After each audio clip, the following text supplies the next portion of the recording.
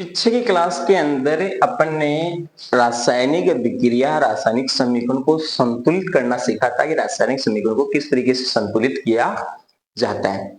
अब आज की जो अपनी क्लास है उसके अंदर अपन सीखेंगे कि जो रासायनिक अभिक्रियाएं होती है वो कितने प्रकार की होती है और कौन कौन सी अभिक्रियाएं होती है। तो अपन रासायनिक अभिक्रियाओं के प्रकार देखते हैं। तो देखो, रासायनिक अभिक्रियाएं अपन पढ़ेंगे 5 प्रकार की। कितने प्रकार की रासायनिक अभिक्रियाओं को? 5 प्रकार की रासायनिक अभिक्रिया पढ़ेंगे।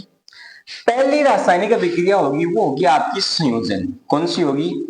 संयोजन। संयोजन अभिक्रिया। संयोजन को आप योगात्मक भी बोल सकते हो।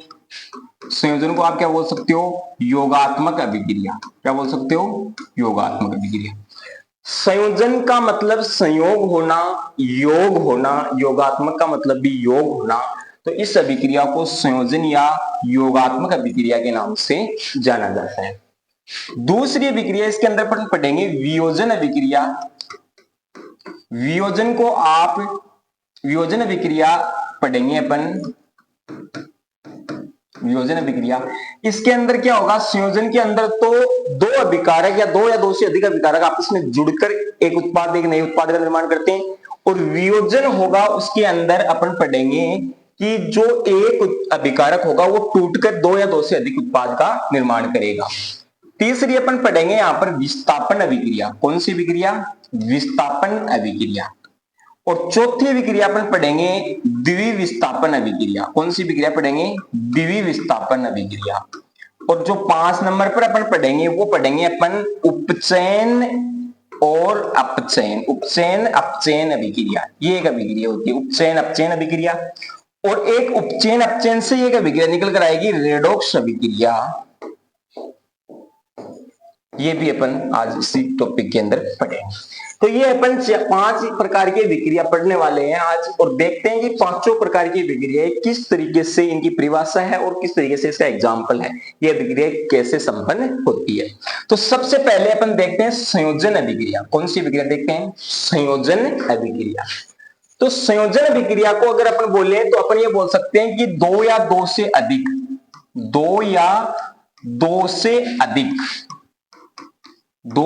से अधिक अभिकारक मिलकर एक नए उत्पाद का निर्माण करते हैं। एक नए उत्पाद का निर्माण करते हैं। वह अभिक्रिया कैसी विक्रिया कहलाएगी? संयोजन अभिक्रिया। देखो, तो अभिक्रिया के नाम से ही पता चल रहा है संयोजन। संयोजन का मतलब संयोग होना, योग होना। इसलिए मैंने बताया था ना कि संयोजन अभिक्रिया को अपन बोल सकते हैं योगात्मक अभिक्रिया। इसको अपन योगात्मक अभिक्रिया भी बोला जा सकता है। कौन सी अभिक्रिया बोला जा सकता है? योगात्मक अभिक्रिया भी इसको बोला जा सकता है। अपन अगर इसके एग्जाम्पल की अपन बात करें तो इसका जो एग्जाम्पल है, जैसे मान लो कि मैं कार्बन की विक्रिया ऑक्सीजन से करवाऊं। किसकी विक्रिया? कार्बन की विक्रिया ऑक्सीजन से करवाऊं तो दो अभिकारक आपस में जुड़कर एक अभिकारक का निर्माण करते हैं। जैसे मान लो कि अपने पास एक ए, ये दूसरा बी, दूसरा अपने ले लिया बी। ये दो अभिकारक अपने लिए हैं और ये आपस में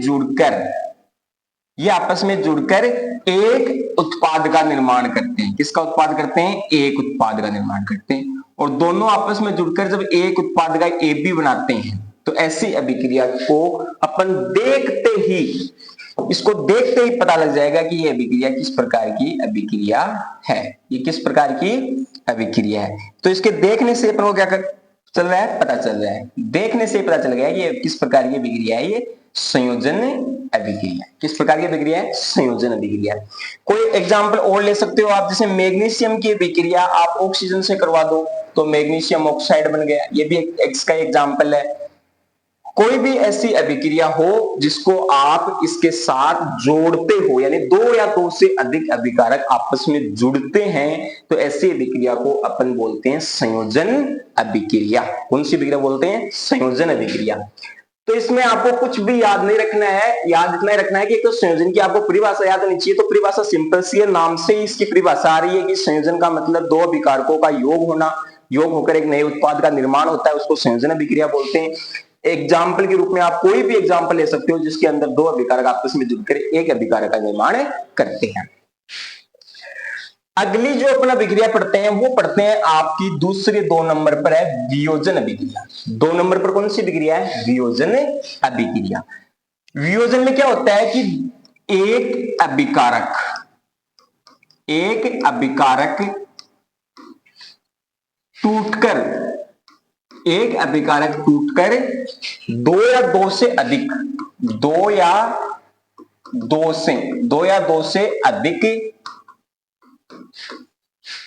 नए उत्पाद का निर्माण करता है। तो इस ऐसी अभिक्रिया को अपन क्या बोलेंगे? वियोजन अभिक्रिया।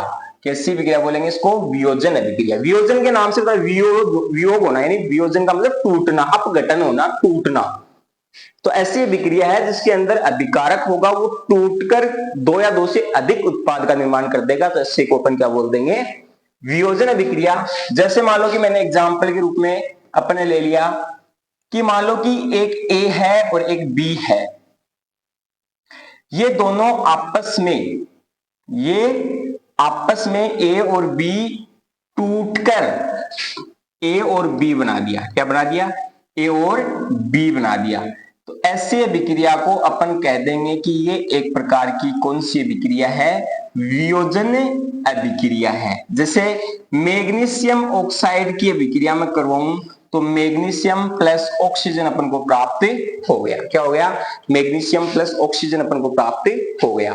तो ऐसी कोई भी अभिक्रिया हो जिसके अंदर अभिकारक टूटकर दो या दो से अधिक उत्पाद का निर्माण करता है, तो ऐसी अभिक्रिया को अपन कौन सी अभिक्रिया बोलेंगे? वियोजन अभिक्रिया बोलेंगे। ये दोनों अभिक्रिया एक दूसरे के तुलनात्मक हैं। दोनों के तुलनात्मक कैसे हैं? संयोजन का मतलब क्या होता है? संयोजन यानी योग। और वियोजन का मतलब क्या होता है? वियोजन का मतलब होता है टूटना। तो वियोजन का मतलब टूटना, योग होना मतलब इसमें तो जो अभिकारक होंगे वो जुड़ेंगे और जुड़कर एक दूसरे का, यानी जुड़कर दो या दो से अधिक का निर्माण करेंगे, एक बनाएंगे। और टूटने का मतलब है कि एक टूटकर कई टुकड़ों में टूट जाएगा। तो ऐसे विक्रिया को क्या बोल देंगे? वियोजन।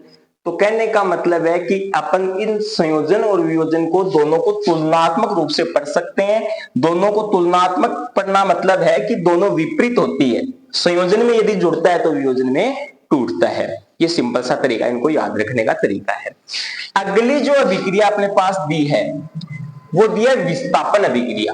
कौन सी अभिक्रिया दी है? विस्थापन अभिक्रिया। विस्थापन में क्या होता है कि एक पदार्थ या तत्व दूसरे अभिकारक के तत्व या पदार्थ को प्रतिस्थापित कर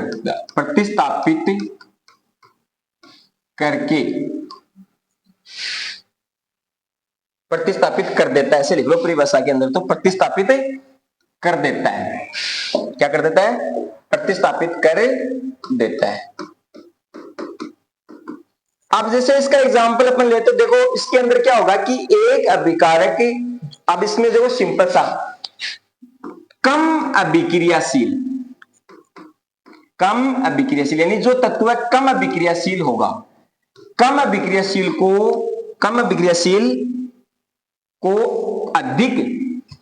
अधिक अभिक्रियाशील तत्व को अधिक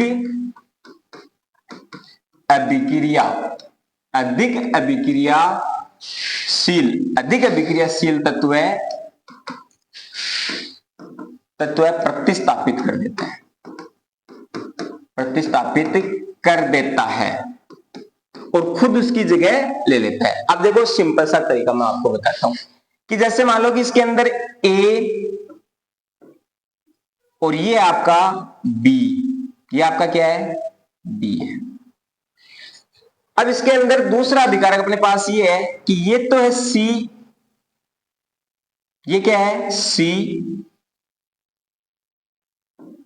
और इसके साथ जो जुड़ा है वो मान लेते हैं अपन डी। क्या है? डी। ये आपस में अभिक्रिया करते हैं। तो मान लो कि ए है वो सी से अधिक अभिक्रियाशील है। क्या है?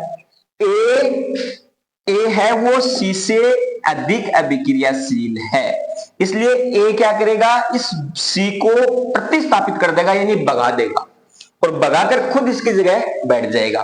तो खुद जब इसकी जगह बैठ जाएगा तो ये ऐसे बन जाएगा क्या कि ये तो ए और इसके साथ ये जुड़ गया डी, और ये जो इसके साथ निकला तो इसको निकालेगा तो इसके साथ कौन निकला, सी आ जाएगा बी के साथ, तो ये बन जाएगा आपका बी, और ये साथ में कौन है इसके साथ, सी, और ये आपका एडी हो गया। तो इस तरीके से क्या होता है, आपकी अभिक्रिया संपन्न होती है। जैसे मैं करूं जिंक की अभिक्रिया कॉपर सल्फेट के साथ, जिंक की अभिक्रिया किसके साथ कराऊं, कॉपर सल्फेट के साथ। तो देखो जिंक यहां कॉपर से अधिक अभिक्रियाशील है। कौन है? जिंक यहां कॉपर से अधिक अभिक्रियाशील है। तो देखो जिंक है अधिक अभिक्रियाशील, अधिक अभिक्रियाशील, अधिक अभिक्रियाशील, और ये है कम अभिक्रियाशील। कॉपर है यहां पर कम अभिक्रियाशील, तो ये कम अभिक्रियाशील है, तो इसका मतलब है कि ये कमजोर है और ये ताकतवर है, तो ताकतवर कमजोर को भगा देगा और भगाकर खुद उसकी जगह बैठ जाएगा। तो खुद बैठेगा तो बन जाएगा जिंक सल्फेट, और कॉपर को यहां से निकाल दिया तो कॉपर चला जाएगा बाहर। तो ऐसी अभिक्रिया को अपन क्या बोलते हैं, विस्थापन अभिक्रिया। ऐसी अभिक्रिया को क्या बोला जाता है, विस्थापन अभिक्रिया बोला जाता है। कहने का मतलब होता है कि एक अधिक अभिक्रियाशील तत्व है कम अभिक्रियाशील तत्व को भगा देता है, हटा देता है, उसकी जगह खुद ले लेता है। ऐसी अभिक्रिया को अपन बोलते हैं विस्थापन अभिक्रिया। कौन सी अभिक्रिया बोलते हैं, विस्थापन अभिक्रिया। अगली जो अपनी अगली है वो है द्विविस्थापन अभिक्रिया। कौन सी है, द्विविस्थापन अभिक्रिया।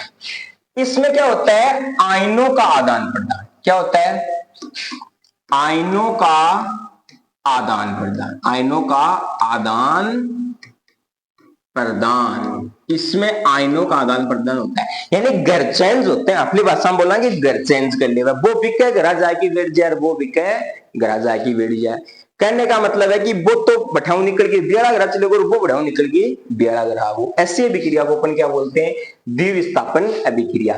यानी ऐसी अभिक्रिया के अंदर क्या होता है, जैसे मान लो कि मैंने ये लिया ए और दूसरा यहां पर ले लिया मैंने बी, ये क्या ले लिया बी, तीसरा मैं यहां पर ले लेता हूं सी, और चौथा मैं यहां पर ले लेता हूं डी। क्या ले लेता हूं, डी। अब ऐसी अभिक्रिया के अंदर क्या होने वाला, देखो ये मान लो कि इसके घर चला गया, किसके घर चला गया, इसके घर, और सी चलकर यहां आ गया इसके घर। ए चला गया इसके घर, सी आ गया इसके घर, यानी हो गया आपस में आयनों का आदान प्रदान। तो क्या बन गया, जब ए इसके घर गया, सी इसके घर आ गया, तो ये तो बन गया सी ए। ये तो क्या बन गया, सी ए। सी इसकी जगह आ गया, नहीं सी बी बन गया, सॉरी क्या बन गया, सी बी। ये तो क्या बन गया, सी बी। भाई सी इसके घर आ जाएगा तो सी बी बन जाएगा, तो ये तो बन गया सी बी, और ए आ गया इसके घर तो ये बन जाएगा एडी। क्या बन जाएगा, एडी बन जाएगा। तो ऐसी अभिक्रिया, मतलब कहने का मतलब है कि ये आयनों का क्या कर लिया, आदान प्रदान। देखो एक मिनट, अपन को समझने का ये तरीका है कि जैसे मान लो कि ए चला इसके घर, तो ए इसके साथ जुड़ गया, सी यहां से निकल गया, तो इसके साथ और कौन जुड़ गया, ए जुड़ गया, तो ये बन गया आपका एडी। सी चलकर आ गया बी के घर, तो बी के साथ कौन जुड़ गया, सी, तो बी के साथ अपने किसको जोड़ दिया, सी को, और ए ने ए को जोड़ दिया डी के साथ। तो ऐसी अभिक्रिया होती है, वो होती है आपकी द्विविस्थापन अभिक्रिया। कैसी अभिक्रिया होती है, द्विविस्थापन अभिक्रिया। अगला इसका एग्जाम्पल देखते हैं अपन। देखो एग्जाम्पल है ये द्विविस्थापन अभिक्रिया का है, तो इसमें क्या होगा, देखो समझने वाली बात आपको ये है कि इसमें समझने वाली बात ये है कि यहां से सोडियम होगा वो चला जाएगा इसके घर, किसके घर, इसके घर, और बेरियम होगा वो आ जाएगा इसके घर। बेरियम किसके घर आ गया, सोडियम इसके घर और बेरियम इसके घर। जब बेरियम इसके घर आया तो बन गया बेरियम सल्फेट। क्या बन गया, बेरियम सल्फेट। और जब सोडियम इसके घर चला गया तो बन गया NaCl। क्या बन गया NaCl। तो ये तो आपका नाम है सोडियम सल्फेट। क्या है सोडियम सल्फेट, क्या है सोडियम सल्फेट। और ये है बेरियम सल्फेट, बेरियम सल्फेट, ये आपका है बेरियम सल्फेट।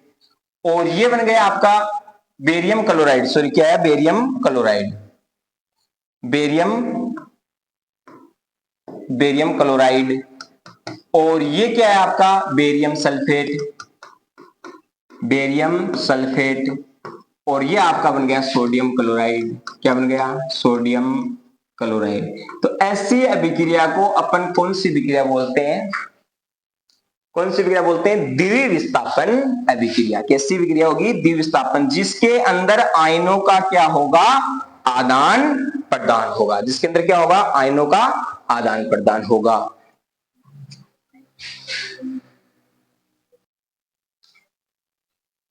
अब देखो अपन अगली विक्रिया देखते हैं। तो अगली विक्रिया अपनी होगी उपचयन अपचयन। अब देखो उपचयन और अपचयन के अंदर क्या होगा, उपचयन के अंदर ऑक्सीजन का योग होगा, उपचयन के अंदर क्या होगा ऑक्सीजन का योग, ऑक्सीजन का योग। उपचयन के अंदर क्या होगा ऑक्सीजन का योग। तो देखो मान लो कि मैंने कॉपर के साथ ऑक्सीजन का योग कर दिया तो बन गया कॉपर ऑक्साइड। क्या बन गया कॉपर ऑक्साइड, क्या बन गया कॉपर ऑक्साइड। कहने का मतलब है कि इस कॉपर के साथ ऑक्सीजन जुड़ गई, तो जुड़ने को क्या बोल दिया ऑक्सीजन जब जुड़ गई तो इसको बोल दिया उपचयन। और अपचयन की यदि बात करें तो अपचयन के अंदर क्या होगा, अपचयन की अपन बात करें तो जैसे मान लो इसी का उदाहरण ले लेते हैं, या फिर ले लेते हैं जैसे कॉपर ऑक्साइड है मान लो, इसी को मान लो, या फिर दूसरा एग्जांपल भी ले सकते हैं अपन कि कॉपर ऑक्साइड के साथ अपन हाइड्रोजन का योग करवाएं तो यहां से क्या बन जाएगा कॉपर प्लस H2। क्या बन गया कॉपर प्लस H2। कहने का मतलब है कि इस तत्व से ऑक्सीजन क्या हो गई निकल गई, निकल गई। क्या देखो इसके साथ ऑक्सीजन जुड़ गई तो इसका तो हो गया उपचयन, क्या हो गया उपचयन। और इसके साथ ऑक्सीजन निकल गई तो इसका हो गया अपचयन, क्या हो गया अपचयन। तो ऐसे विक्रिया को अपन क्या बोलते हैं उपचयन और अपचयन। तो इसमें ऑक्सीजन का क्या होगा ऑक्सीजन की हानि, क्या होगी ऑक्सीजन की हानि होगी। तो ऐसी विक्रिया को अपन कौन सी विक्रिया बोलेंगे उपचयन और अपचयन।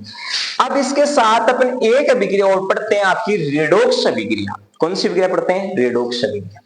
रेडॉक्स अभिक्रिया उपचयन और अपचयन पर आधारित है कि एक ही अभिक्रिया के अंदर, एक ही विक्रिया के अंदर उपचयन भी हो और अपचयन भी हो, एक ही विक्रिया के अंदर उपचयन और अपचयन दोनों होते हो तो ऐसी विक्रिया को अपन रेडॉक्स अभिक्रिया बोलते हैं। जैसे मान लो मैंने ये एग्जांपल ले लिया कॉपर ऑक्साइड प्लस हाइड्रोजन, इसकी विक्रिया करवाई तो बन गया मेरे पास कॉपर प्लस H2O। क्या बन गया कॉपर प्लस H2O। देखो कॉपर के साथ ऑक्सीजन का विनाश, कॉपर के साथ ऑक्सीजन निकल गई तो निकलने को क्या बोलते हैं अपचयन, क्या बोलते हैं अपचयन। जब कॉपर से ऑक्सीजन निकल गई तो उसका अपचयन और हाइड्रोजन के साथ ऑक्सीजन जुड़ गई तो इसको बोलते हैं उपचयन, क्या बोलते हैं उपचयन। और यदि ऐसी अभिक्रिया जिसके अंदर एक पदार्थ का उपचयन हो और एक पदार्थ का अपचयन हो, ऐसी अभिक्रिया को अपन बोलते हैं रेडॉक्स अभिक्रिया। कैसी अभिक्रिया बोलते हैं रेडॉक्स अभिक्रिया इसको बोला जाता है। तो ये इतने प्रकार की अपन ने अभिक्रिया पढ़ी है, आपको अच्छी तरीके से समझ में आई होगी। सिंपल तरीके से एकदम आसान तरीका मैंने बताया है, अगर इस तरीके से एक बार आपने देख लिया तो कभी नहीं भूलने वाले हो, सदा के लिए दिमाग के अंदर फिट हो जाएगी ये विक्रिया। नाम से बता दोगे कि ये कौन सी विक्रिया है, वो अभिक्रिया है, क्योंकि ऐसी ट्रिक आपको बताइए मैंने, सिंपल तरीका एकदम अभिक्रिया को पहचान करने का।